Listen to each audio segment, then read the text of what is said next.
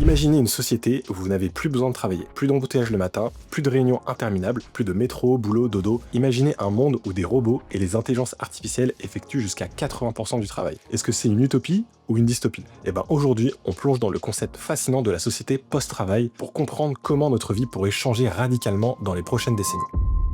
Je suis Dimitri et toutes les semaines, dans mon podcast Tsunamia, je vous aide à surfer sur l'immense vague de changements que l'IA apporte à notre société. Mais aujourd'hui, je voulais vous faire un format un peu différent, alors c'est parti. L'IA, elle est clairement en train de suivre une exponentielle. Les progrès dans le domaine de l'IA générative, dans les 3 dernières années, ils ont été monstrueux. On a maintenant des IA qui sont capables de faire des rapports complets avec des centaines de sources, le mode Deep Research. On a des IA qui sont capables de générer des images ou des vidéos qui sont ultra réalistes. Et même maintenant, on a des IA qui sont entraînées pour réussir à atteindre un niveau olympiade dans les mathématiques ou qui sont capables d'avoir des niveaux de programmation qui sont équivalents aux meilleurs développeurs sur la planète. Donc on a vraiment une avancée qui est exceptionnelle. Donc aujourd'hui, je voulais qu'on imagine ensemble ce que pourrait devenir notre société si, disons, 80% du travail tel qu'on le connaît aujourd'hui était pris en charge par ces nouvelles technologies et par l'IA. Donc forcément, aujourd'hui, on n'en est pas encore là. Les IA auxquelles on a accès aujourd'hui, elles seraient incapables de réaliser 80% du travail qu'on a aujourd'hui. Mais quand on voit avec quelle vitesse les progrès arrivent dans ce domaine-là, on peut s'imaginer une société future où effectivement 80% des jobs pourraient être réalisés par une IA, et c'est ce qui risque d'arriver si on arrive à atteindre la fameuse intelligence artificielle générale, l'AGI, qui pourrait justement remplacer quasiment tous les humains sur des tâches intellectuelles et également sur des tâches manuelles si on intègre à la robotique et au progrès qu'on a dans ce domaine. Si 80% du travail tel qu'on le connaît aujourd'hui était pris en charge par ces nouvelles technologies, comment notre économie elle pourrait fonctionner? Et surtout, qu'est-ce que nous les humains on ferait de notre temps? C'est un peu vertigineux, mais je pense que c'est important d'y réfléchir dès maintenant pour se préparer justement à ce changement, et c'est pour ça que je voulais vous faire une vidéo sur ce sujet. En 2013, Frey et Osborne à Oxford disaient que 47% des emplois américains étaient menacés par l'automatisation. En France, le cabinet Roland Berger parlait de 42% des métiers avec un risque élevé d'automatisation, soit environ 3 millions d'emplois sur 20 ans. McKinsey pense que d'ici 2030, environ 30% du temps de travail aux États-Unis pourrait être automatisé. Et ils avaient déjà estimé que l'automatisation pourrait forcer entre 400 et 800 millions de personnes dans le monde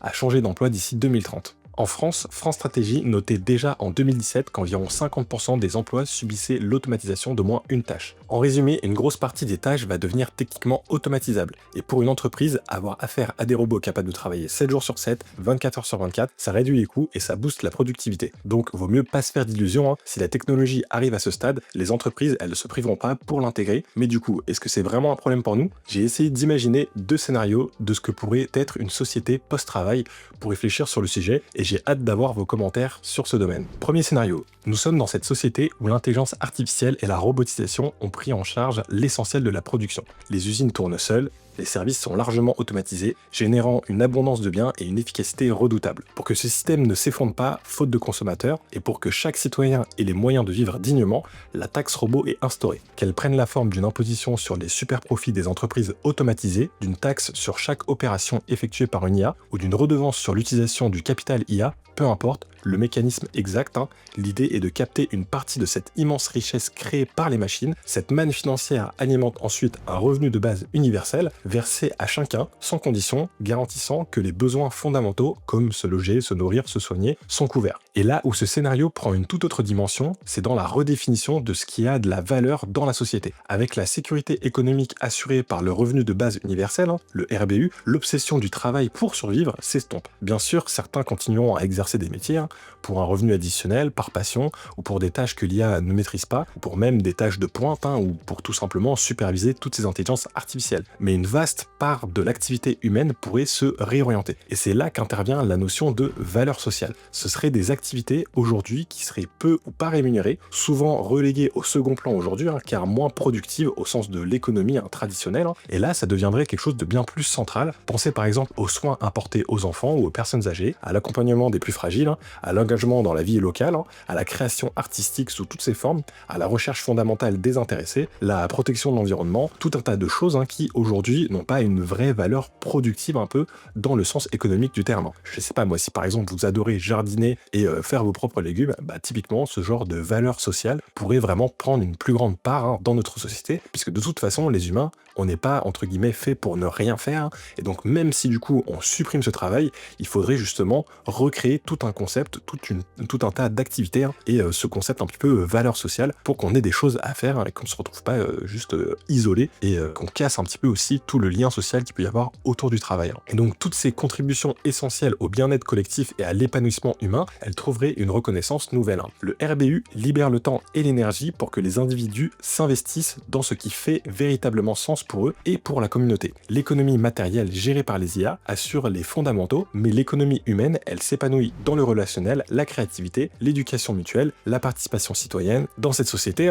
on ne demanderait plus vraiment quel travail fais-tu, mais plutôt quelle est ta contribution à la collectivité, à la culture, au savoir, au lien social. Et donc du coup aussi, il y a tout un cheminement à faire pour décorréler notre propre personnalité de notre travail. C'est vraiment une transformation profonde, car la valeur travail telle que nous la connaissons depuis des siècles, c'est-à-dire l'emploi salarié comme principale source de revenus, de statut social et souvent d'identité, elle devrait radicalement évoluer. Et si 80% des tâches sont automatisées, il est illusoire de penser que l'on pourrait maintenir une sorte de plein emploi au sens classique du terme. Donc accepter cela, c'est ouvrir la voie à d'autres formes de valorisation individuelle et collective. Le défi est immense car il touche à nos représentations les plus ancrées. La dignité, la reconnaissance, le sentiment d'utilité ne pourraient plus reposer uniquement sur le fait d'avoir juste un job. Et c'est peut-être là que réside le changement le plus grand, le plus fondamental de ce scénario. Au-delà de la réorganisation économique permise par la taxe robot et le RBU, c'est une véritable mutation culturelle et philosophique qui doit s'opérer. La société devrait apprendre à valoriser l'être plutôt que l'avoir ou le faire dans un cadre strictement marchand. Elle devrait encourager et célébrer la diversité des talents et des engagements, même ceux qui ne génèrent pas de profit direct. L'adaptation ne sera pas seulement technique ou économique, elle sera profondément humaine. Il s'agira de construire une nouvelle éthique et la contribution où chaque personne peut trouver sa place et son utilité dans un monde où le travail salarié n'est plus la norme. Ce glissement de la valeur travail vers une reconnaissance plus large de la valeur sociale est la clé pour que cette société post-travail soit non seulement viable, mais aussi désirable et épanouissante pour tous. Alors encore une fois, avant d'arriver à ce genre de société, on a pas mal de challenges à accomplir. Aujourd'hui, l'intelligence artificielle, elle ne serait pas capable de remplacer 80% du travail. On n'en est pas encore là. Il y a encore des sujets aussi sur l'alignement de l'intelligence artificielle, c'est-à-dire comment s'assurer qu'une intelligence artificielle qui serait aussi intelligente qu'un humain soit toujours alignée dans ses objectifs avec les objectifs des humains. Il y a aussi un risque là-dessus. Donc il pourrait y avoir pas mal de choses qui ne nous permettraient jamais d'avoir des IA qui pourraient remplacer autant le travail humain. Mais honnêtement, quand je vois encore une fois à quelle vitesse l'intelligence artificielle arrive à progresser, je reste persuadé qu'on pourrait arriver très prochainement dans une société où en tout cas techniquement l'intelligence artificielle pourrait remplacer la majorité des travails. Bon, maintenant abordons un deuxième scénario qui serait bien plus sombre. C'est une vision où l'intelligence artificielle, loin d'être une force libératrice pour tous, deviendrait un instrument d'une concentration extrême du pouvoir et des richesses. Ça mènerait à une sorte de néo-féodalisme technologique. Dans cette perspective, les avancées fulgurantes de l'IA ne profitent pas à la société dans son ensemble, mais sont capturées par une élite très restreinte. Imaginez quelques entreprises énormes ou même une poignée d'individus richissimes qui parviennent à développer et à contrôler les intelligences artificielles générales ou les systèmes d'automatisation les plus performants. Ces entités deviendraient les propriétaires quasi exclusifs des moyens de production essentiels comme les usines, les terres agricoles, les réseaux, la logistique, la création de logiciels, la recherche scientifique et même la production culturelle. Tout ça serait entre leurs mains. La productivité est phénoménale, la richesse générée est colossale, mais elle ne ruisselle absolument pas. Au contraire, elle s'accumule au sommet de manière exponentielle. Pour la majorité de la population, ce serait le chômage de masse structurel. Les emplois traditionnels ont été éradiqués par l'IA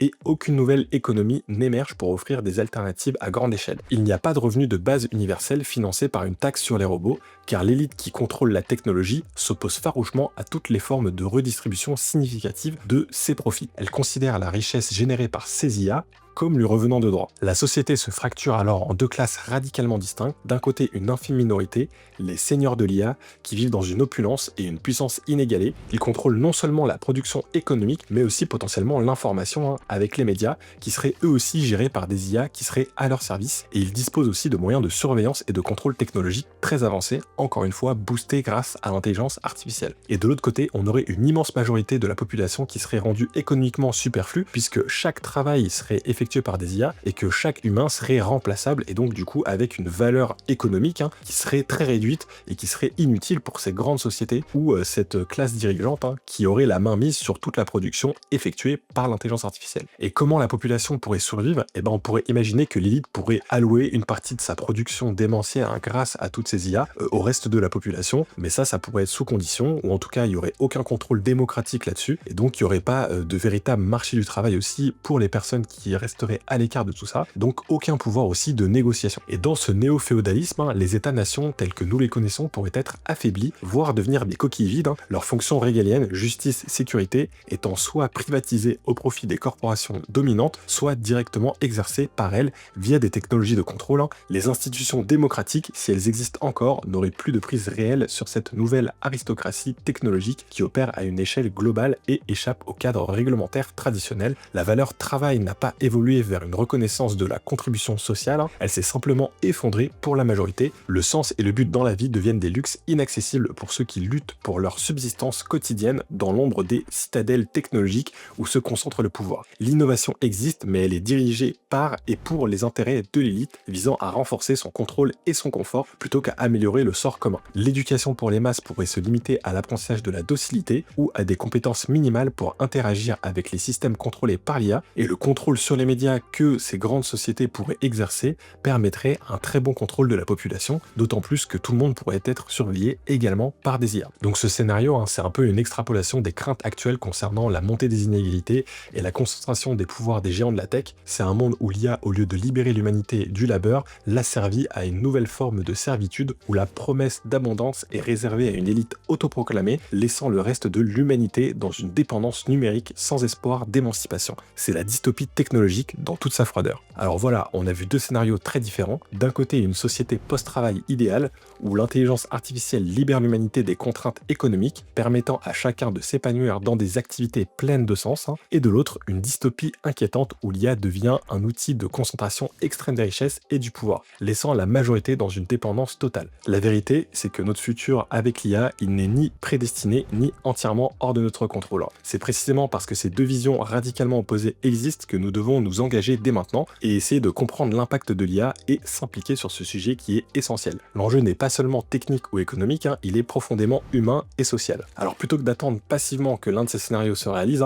essayons de nous poser dès aujourd'hui les bonnes questions. Quelle place nous voulons donner à l'IA dans notre société? Comment pouvons-nous garantir que cette révolution technologique profite à tous et non seulement à quelques-uns? C'est à nous ensemble de définir les règles du jeu pour faire émerger uniquement les meilleurs scénarios. Donc voilà, je voulais vous faire une première vidéo sur ce sujet. Si c'est quelque chose que vous trouvez intéressant, n'hésitez pas à me le dire en commentaire sur quel scénario vous pensez qu'on se dirige en ce moment. J'ai hâte d'avoir vos avis sur ces deux scénarios. Je couvre l'actualité sur l'intelligence artificielle toutes les semaines via mon podcast, donc n'hésitez pas à vous abonner à la chaîne et on se retrouve très vite sur Tsunami. Allez, ciao!